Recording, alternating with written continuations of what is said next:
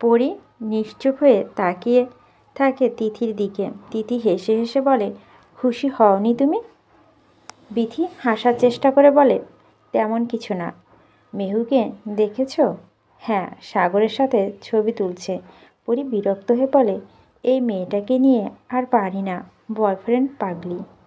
পরির কথা শুনে বিথি হাসে। দিশান এসে পরিকে বলে, হে কুইন, তোমাকে খুব সুন্দর লাগছে। তিথি দিশানের কান মলে দিয়ে বলে, এভাবে কথা বলিস কেন?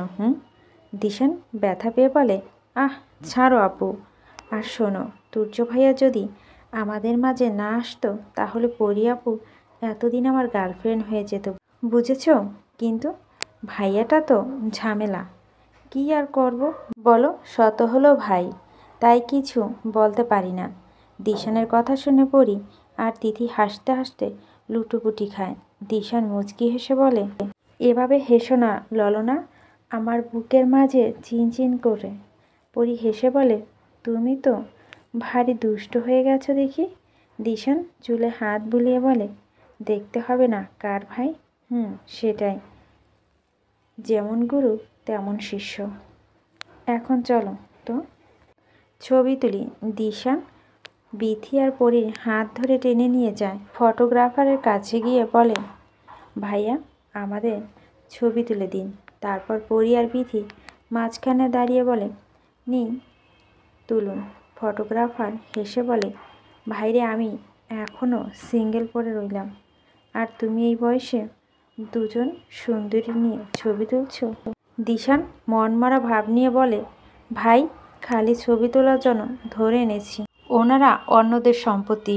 পরি আর বিথি দুজনেই দিশানের গাল টেনে দেয়। ফটোগ্রাফার তিনজনের অনেকগুলো ছবি তুলে দেয়। কোথাও থেকে তুর্য এসে পরির পাশে দাঁড়িয়ে বলে, এবার তুলুন। পরি তুর্যর দিকে তাকাতেই ফটোগ্রাফার ছবি তুলে ফেলে। তুর্য পরির দিকে তাকিয়ে বলে, আমার দিকে কি, সামনে তাকাও। বিথি মুচকি হেসে দিশানকে নিয়ে সেখান থেকে সরে যায়। পরি অনিচ্ছার সাথেও তুর্যর সাথে অনেকগুলো ছবি তুলে।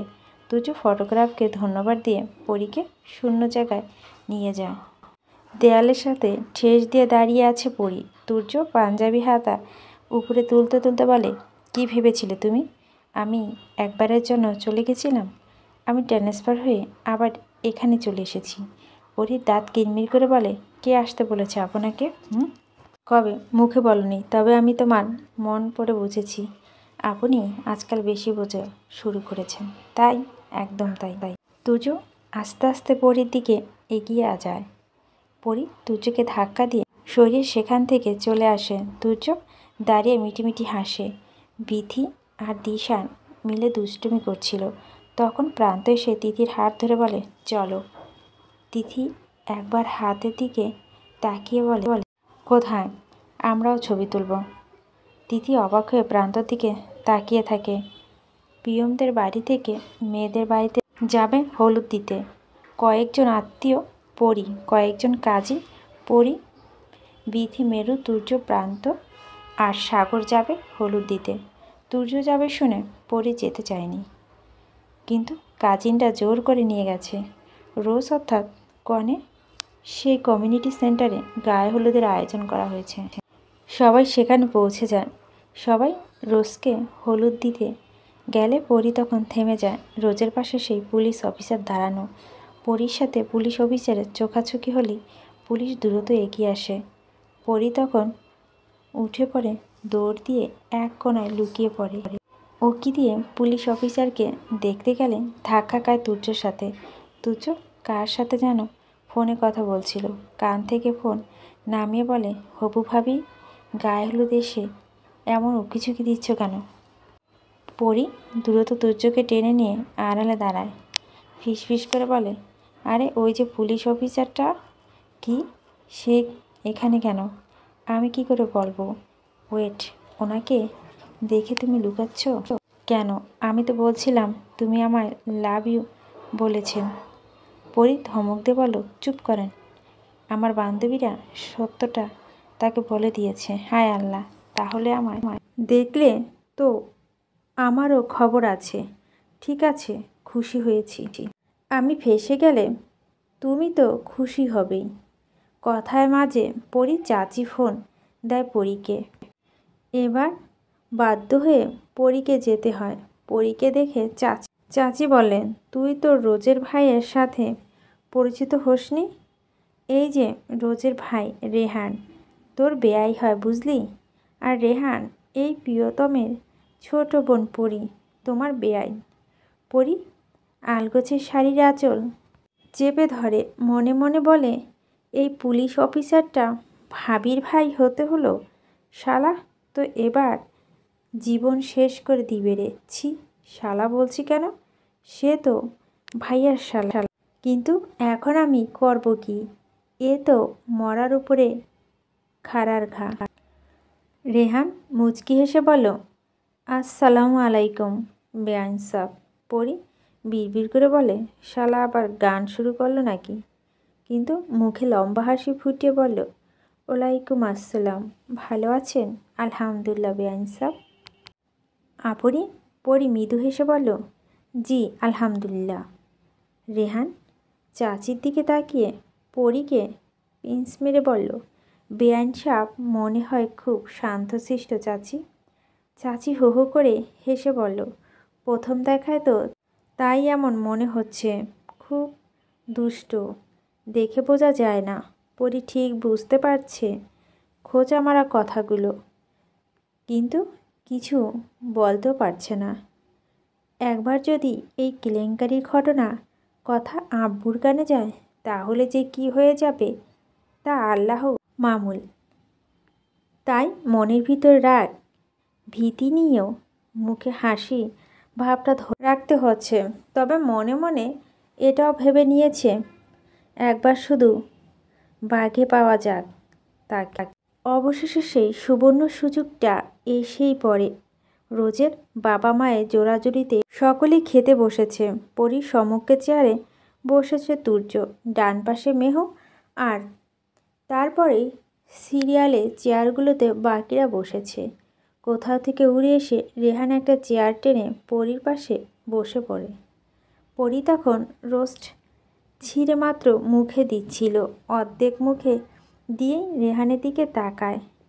রেহান তখন ভিডিও করছিল, বলে, আরে আরে তাকিয়ে থাকলে হবে নাকি, খান। পরী হাত দিয়ে আটকানোর চেষ্টা করে। সামনে বসে থাকা তুর্য সবটা দাঁতে দাঁত চেপে সহ্য করে। না পারছে কিছু বলতে আর না পারছে সহ্য করতে। গলার কাটা মনে হচ্ছে রেহানকে তুর্যর কাছে। রেহানের সাথে জোড়াজুড়ি এক পর্যায়ে তুর্যর দিকে চোখ যায় পরীর। তুর্য রাগান্বিত মুখটা দেখার মতো ছিল। এই সুযোগটাও হাতছাড়া করে না পরী। হাত ধুয়ে চেয়ারে ছেড়ে উঠে দাঁড়িয়ে রেহানকে বলে, ওইদিকে চলেন, কথা আছে। আগে খেয়ে নিন। না, আগে কথা বলবো। অজ্ঞাত রেহানের উঠে দাঁড়ায়। তুর্য আর চুপ থাকতে না পেরে পরীকে ডাকে। পরী পিছন তাকিয়ে বলে, কি? তুর্য নিজের রাগ কন্ট্রোল করে বলে, এভাবে খাবার রেখে যেতে নেই। পরী উত্তর দেওয়ার আগে রেহান তুর্যর দিকে তাকিয়ে বলে, ডোন্ট ওয়ারি ব্রো, আমি বেআইন সাবকে খাইয়ে দেব। তুর্যর মুখ দেখে মনে হচ্ছে কেউ আগুনে ঘি ঢাললো। পরীও আর কথা বাড়ালো না। একটু দূরে যাওয়ার পর পরী বলল, কি সমস্যা? রেহান ক্যামেরার ছবি চেক করতে করতে বলে, কিসের সমস্যা? সেটা তো আপনি বলবেন। সেই শুরু থেকে খোঁচা মেরে কথা বলে যাচ্ছেন, আবার দেখার পর থেকেই আঠার মতো পিছনে লেগে আছেন। রেহান এবার ক্যামেরা থেকে চোখ সরিয়ে পরীর দিকে তাকিয়ে বলে, সেটা কি একজন পুলিশ অফিসারের লাভ ইউ বলার সময় মনে ছিল না? শুধু তাই নয়, পাবলিক প্লেসে ফ্লাই কিস পর্যন্ত দিয়েছ। পরী থতমত খেয়ে বলে, ইচ্ছে করে দিয়েছি নাকি? এটা তো ডেয়ার ছিল। এরপর কথাটা ঘুরিয়ে ফেলার জন্য আবার বলে, আর আপনি আমার সবার সামনে আপনি বলে, অথচ এখানে তুমি বলতেছেন। তুমি আমার চেয়ে যথেষ্ট ছোট, তাই আমি তুমি বলছি সবার সামনে। তখন আপনি বলছি ভদ্রতার খাতিরে। কিন্তু তোমার এই ডেয়ার ডেয়ার গেমের মজা আমি বোঝাবো। পরি ভীতি চোখে তাকিয়ে বলো, কি করবেন? রেহান একটু ভাবান্বিত হয়ে বলল, কি আর করা যায় বলো তো? পরি এদিক ওদিক তাকিয়ে এক হাত দিয়ে কান ধরে বলল, এবারের মতো মাফ করে দিন প্লিজ, আর এমন ডিয়ার খেলবো না। সত্যি বলছি। হুম, দিলাম, যদি তোমার বয়ফ্রেন্ড ওই দিনে মিথ্যা না বলতো। পরি ভুরু কুচকে বলে, আমার বয়ফ্রেন্ড মানে? রেহান তুর্যর দিকে আঙুল তুলে বলে, ওই ছেলেটা তোমার বয়ফ্রেন্ড না? পরি রেহানের হাতের ইশারা অনুসারে তাকে বলেন, না তাহলে কে? কেউ। বুঝি বুঝি, আজব, কি বুঝেন? ওই যে কেউ না বলে মুখ টিপে হাসে রেহান। পরি দাঁত কটমটো করে বলে, হাসছেন কেন? এমনি। এমনি তো না, কারণ আছে নিশ্চয়। এর সাথে ঝগড়া, মনোমালিন্য এমন কিছু হয়েছে, হলে আমায় বলতে পারো। আদারওয়াইজ আমার তো বেআইন বিয়াই, সব কিছু আলাপ আলোচনা করতেই পারি। ধুর, বললাম না মিথ্যে বলে লাভ নেই। বললাম তো মিথ্যা বলে লাভ নেই। আমার গার্লফ্রেন্ড আছে, আমি কিন্তু পড়বো না। পড়ি এবার ডান হাত তর্জনী তুলে বলে, বেশি বেশি হচ্ছে কিন্তু। কিন্তু মনে মনে বলে, এবারই সুযোগ। শালা কুত্তা ফাজিল তুর্য প্রচুর জ্বালাইছে আমায়। এবার আমার পালা। বেআই সাহেব গপ আছে মানে? তার আমার প্রেমে পড়ার কোনো চান্স নাই, আর এজন্য ওকে হাতিয়ার করে আমি তোমায় জ্বালিয়ে পুড়িয়ে মারব। রেহান হেসে বলে, তাহলে কম কম করব। উত্তরে পড়ি প্রশস্ত হাসি দিয়ে বলে, একদম না বেআই সাহেব, গপ থাকুক আর বউ থাকুক, বেআই আর বেআনের মধ্যে কি আর অন্য কেউ বাধা হতে পারে বলেন? রেহান নিজের ঠোঁট নিজে কামড়ে ধরে ভাবুক দৃষ্টিতে তাকিয়ে বলে, কি ব্যাপার বেআইন, দেখি পোলট্রি খেয়ে গেলেন? বাদ দেন তো এসব, আপনার জন্য তো আমার খাওয়াই হলো না। ওইদিকে সবাই খেয়ে শেষ হতে চলল। রেহান এবার সিরিয়াস হয়ে বলল, ও হ্যাঁ চলো। পরি আর রেহান এগিয়ে আগে জায়গাতে বসলো। সবার খাওয়া এতক্ষণে প্রায় শেষ। চাচি পরীকে তাড়া দিয়ে বলল, তাড়াতাড়ি খেয়ে নে, আমরা রোজের কাছে যাচ্ছি। পরি হেসে বলে, আচ্ছা। সকলের খাওয়া শেষ করে রোজের কাছে যাচ্ছে। পরীকে পানি, গ্লাস, খাবার সব এগিয়ে দিচ্ছে রেহান। সামনে বসে এসব দৃশ্য হজম করছে তুর্য। তিথি উঠে যাওয়ার সময় তুর্যকে বলে, ভাইয়া খাচ্ছ না কেন? তুর্য শুধু একবার তিথির দিকে তাকালো, কোনো উত্তর না দিয়ে। আবার পরি আবার রেহানের দিকে তাকিয়ে আছে। তিথি তুর্যর হাত ধরে বলো, না খেলে উঠো, চলো। তুর্য দৃষ্টি না সরিয়ে বলো, তুই যা। পরি খেতে খেতে তিথিকে বলে, আরে থাক না, খাচ্ছে খাক। তিথি পরির দিকে অসহায় দৃষ্টিতে তাকিয়ে মনে মনে বলে, তুমি এমন কেন করছো পরি? ভাইয়া রেগে কখন কি করে বসবে। তিথির দৃষ্টি ভাষা বুঝেও পরি সেটা এড়িয়ে গেল, আবার খাওয়ায় মনোযোগ দিল। তিথি এবার অসহায়ভাবে প্রান্তর দিকে তাকায়। প্রান্ত ইশারায় তিথিকে সরতে বলে। তিথি সরে যাওয়ার পর প্রান্ত তুর্যকে টেনে তোলে, এক প্রকার জোর করে বেসিনের কাছে নিয়ে গিয়ে হাত ধুয়ে দেয়। রাগে তুর্য চোখ মুখ লাল হয়ে গেছে। প্রান্ত তুর্যর দিকে তাকিয়ে বলে, জেলাস ব্রো? তুর্য রাগে ফুঁসতে ফুঁসতে বলে, ইচ্ছে করছে শালার নাকটা এক ঘুষিতে ফাটিয়ে ফেলি। পুলিশ হয়েছে তো কি হয়েছে, মাথা কিনে নিয়েছে নাকি?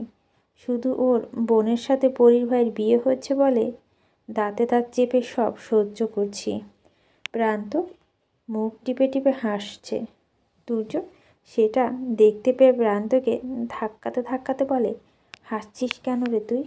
খুব মজা লাগতেছে না তোর? তোর তো আনন্দ লাগতেছে, তুই তো চাস না পরি আমার হোক। প্রান্ত এতক্ষণে হাসলো, এবার তুর্যর হাত ধরে থামিয়ে দিয়ে বলল, এটা এটা তুই ভুল বললি।